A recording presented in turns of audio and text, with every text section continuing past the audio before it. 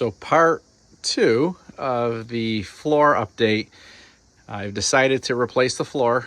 I do a little video showing what I found worked out and some different ideas that I'll splice in with this one. But the floor is removed, the inner fender is removed, air filter, got all that out of there for accessibility. I still need to trim up by the where the floor goes from flat onto the angle up by where the doghouse is. So I need to trim up that. It's going to get cut probably pretty close to that break right there where it goes that approximately 40-degree angle. I'm not going to replace any of this. I'm going to grind that down, and then I'm going to hit it with the POR 15 in the prep. This is not bad. It's not as bad as what was on the floor. This will all get trimmed back, and then it'll step out around the doghouse, and then it'll go back towards the front of the vehicle to cut that out. And I got to figure out my exact detail I'm going to do on here. I got a little bit of rod in there. So I have the metal cut to size, or I have a template made for the metal. So I need to get it and lay the template back in here and just see how it fits and what I might want to add or subtract from there. The cross members were in good shape. It was almost like a black tar that was on there. These appear to be galvanized. There was like a black tar on there. I scraped that off because it was all crumbling and falling apart for the most part. So my thought is I'm planning to clean all this down, which I've already washed it down. It was filthy before, full of sand and that black tarry stuff. I'm gonna clean it up, grind down any of the welds that are still sticking up. For this back wall, I know I used the chisel and a mini sledge to do all this, to break all these tacks along here. But the back, there were so many of them. In fact, I almost thought for a while there that the wall, the floor had a break in it, breaking downwards. It was just so hard to break those welds there, where it was relatively easy on the floor. I got an air chisel along there and just kind of sat down in here, and the air chisel in 15 minutes I blast this whole back wall out right there. So it wasn't bad. Definitely cutting it up into sections. You just got to be careful that you're not hitting I was cutting it out in squares about an inch to inch and a half smaller than the opening size, so I wasn't near anything. I don't want to cut into the structural part of this channel. So the other thing I'm debating on doing, the floor actually checked out with a caliper on it. It checked out to 16 gauge. That's the official thickness of this. Originally I thought it was 12, then I thought it was 14, but it's actually 16 gauge when you're actually looking just at the metal thickness. It is galvanized of some sorts. At least the sections I have, and even this here, you could definitely tell there's like a galvanizing on them. So my plan is, because I want to eventually go to air ride seats here, is I'm thinking of putting a couple back stringers through here, just tack welding or welding it onto these members and running it through, so I have more structure, or maybe some 3-inch channel, 3 by 1.5 inch channel that I could weld channel side facing up, so the flat is against the bottom of the floor, and then just weld that in so I've got areas that I can bolt through to. Because right here, at least these seats here bolted into these, where are we? These holes over here, through there, through there, through there, and then being this is the driver's side, the airbox bracket fits here, and also that's bolted through the seat. So I had many points of attachment. The battery box side only had 4 points of attachment for securing the battery box down. But I'm thinking it doesn't hurt to put it in there. Even if it's never used, it doesn't hurt to have some extra structure in the back of there. It's easy to get it in now. It would be a nightmare to do it later. So the next step is I'm going to get some metal. I'm not sure what I'm going to go with. I kind of like the idea of going a little bit heavier, maybe with some 12 gauge. I mean, to me, it doesn't hurt. Just wait, buy some more time. So before it rots out again. Hopefully that's in another 40 years. And but yeah, this is just kind of where we're at. It's really not bad. I thought it was going to be horrible.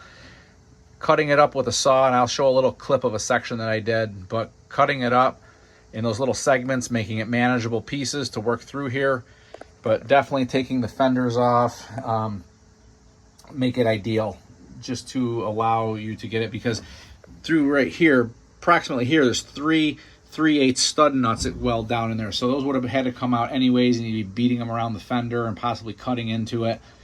So it's just easier just to remove it. It's like, I think there's the 3 bolts that get cut out because the floor comes out anyways, which I just ground the heads off and punched them through. It's just easier than trying to undo them and still have to fight it off.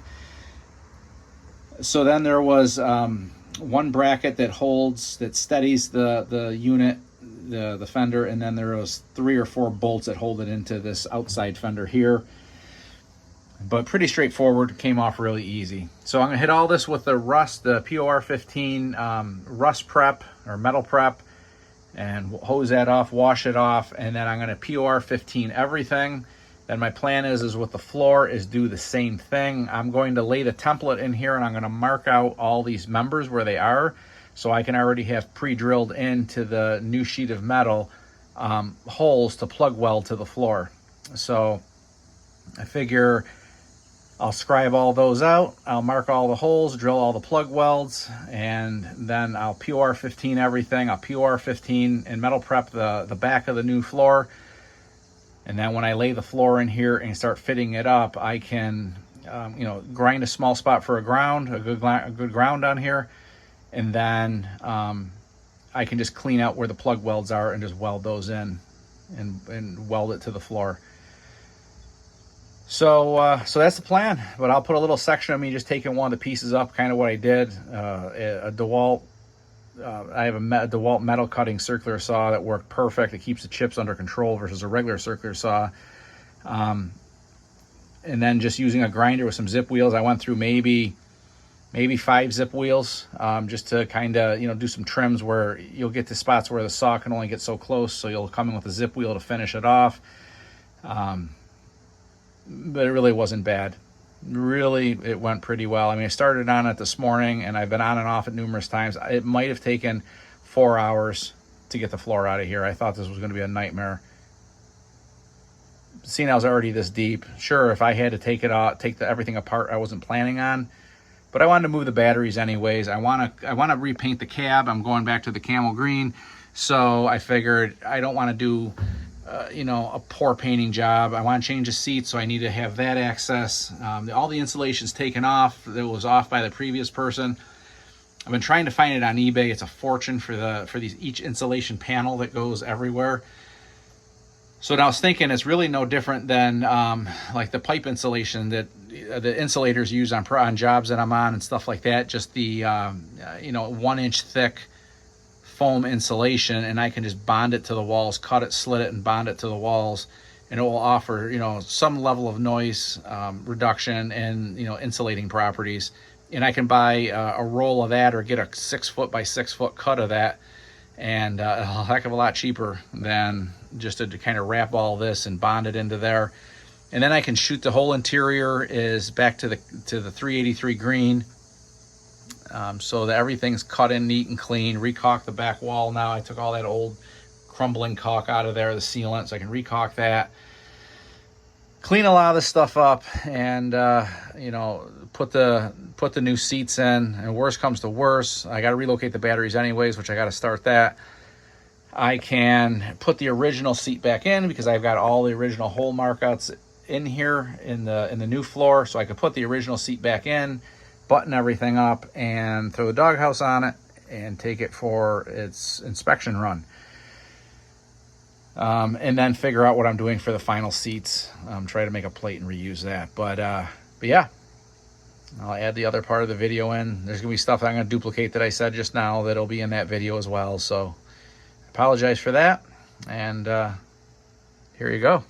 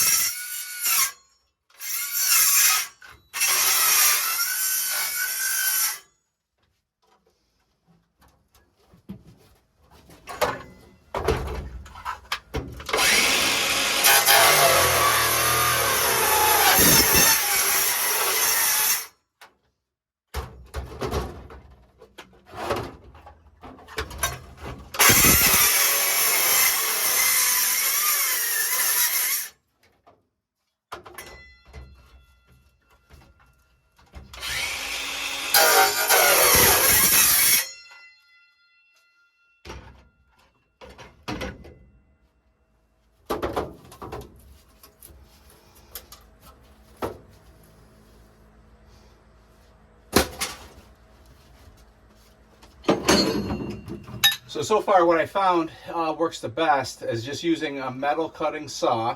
It's actually a DeWalt cordless dedicated metal cutter. Works really well. And then using this 3-inch brick chisel here to break the tack welds, spot welds that are on here. There's not a ton of them. They seem to come up way easier than I thought they were going to come up. Then I can come in with the angle grinder with a cutoff wheel and then finish it off.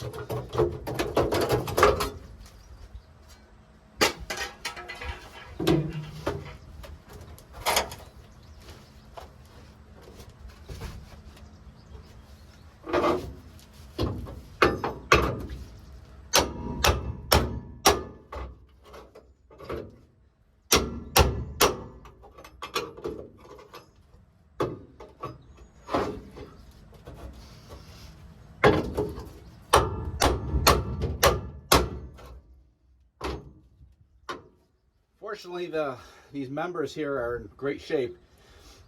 A lot of sand in here, a lot of scale. I'm going to clean all it down, wire wheel it all down. I'm going to hit it with the POR metal prep. Excuse me. And then I'll POR 15 the inside, everything but the top, because those will be tack welded from the new floor.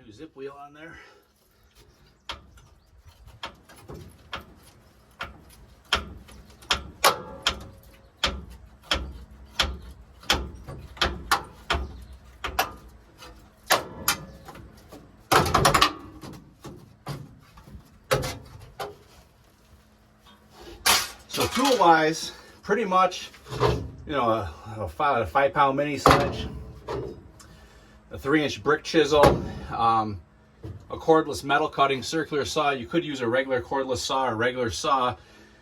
With a metal cutting wheel, you just gotta be really careful. This saw is built with chip guard in there, and is a little bit better for controlling the chips flying at you.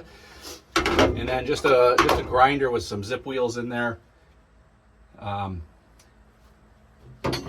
was using this right here. Yeah, it worked all right, but I'll tell you what, these three things seem to be doing the trick.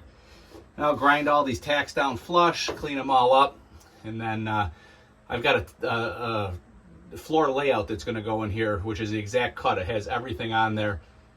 It has every hole, every weld that's got to go on there.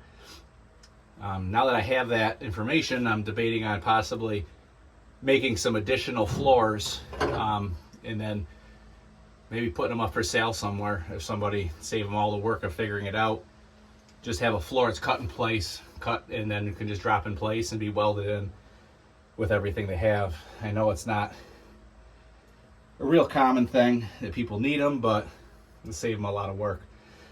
So just wanted to give a little video here showing an update that, you know, doing the whole floor and going to town on it. I'll get these 2 remaining sections out here, and then I have to go along the back wall, cutting all that back, and then I gotta come and trim out the front for where it's gonna be. It's just gonna be on the floor. The slope is fine. It's just gonna come around, turn up here, and then just run right across there and just be welded into the existing floor.